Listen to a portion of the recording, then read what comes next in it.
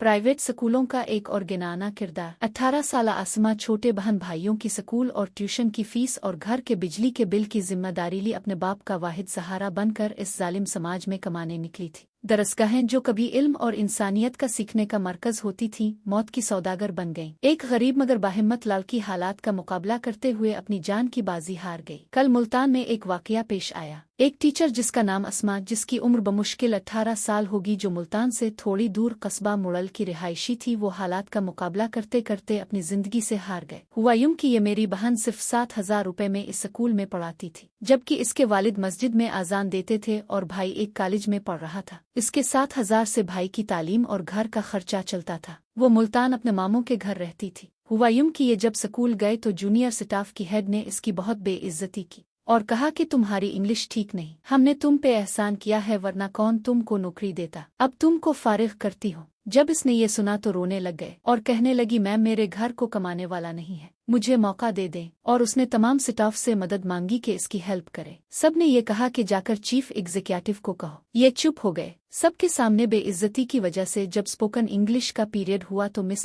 और कहने लगी कि चुल्लू मेरे साथ सबके सामने प्रेजेंटेशन दो। सुबह की बेइज्जती की वजह ये पहले बहुत ज्यादा स्ट्रेस में थी। ये बोली कि मैम मैं कल दे दूंगी प्रेजेंटेशन, तो मैम बोली दीनी है तो अभी दो, वरना हमेशा के लिए अपने घर जाओ। जब इसने ये सुना तो चुप चुप साथ चल पड़ी। जब ये रूम में दाखिल हुई तो सिर्फ चंद ही अल्फाज बोल सकी। इसका एकदम बीपी लो हो गया और नीचे गिर गई और सर पे चोट लगी। दूसरी टीचर्स ने एम्बुलेंस बुलाने का कहा तो स्कूल की रेप्यूटेशन को मद्देनजर रखते हुए ये फैसला किया कि चीफ एग्जीक्यूटिव की कार में अस्पताल ले जाते हैं, लेकिन इसने साफ इनकार कर दिया कि मेरी कार इस्तेमाल नहीं की जा सकती। फिर रिक्शा मंगवाया कर गए, लेकिन मौके पे तिब्बी इमदाद न मिलने की सूरत में ये बहन जिंदगी की बाजी हार गए। ये बच्ची तो जुल्म न सह सकी और दुनिया छोड़ गई, मगर पूरी कौम के मुंह पे तमाचा रसीद कर गई है। हालात की सितम जरीफी के बावजूद इसने एक मुकद्दस पेशे को जरे रोजगार बनाया। इस मुल्क के हालात गवाह हैं कि जब भी कौम ने मुत्तहिद हैकर आवाज उठाई तो अदलिया में बैठे हुक्मरानों के करतूतों के रखवाले कानून पर अमल दरामद करने पर मजबूर हुए। आए इसम की आवाज बनकर गरीब असातिज़ा के लिए और प्राइवेट स्कूल माफिया के खिलाफ सोशल मीडिया पे ऐलान जंग करें। इस पोस्ट को तमाम ग्रुप्स में शेयर करके अपना फर्ज अदा करें ताकि आज ही ये आवाज ऐवानों तक पहुंच जाए।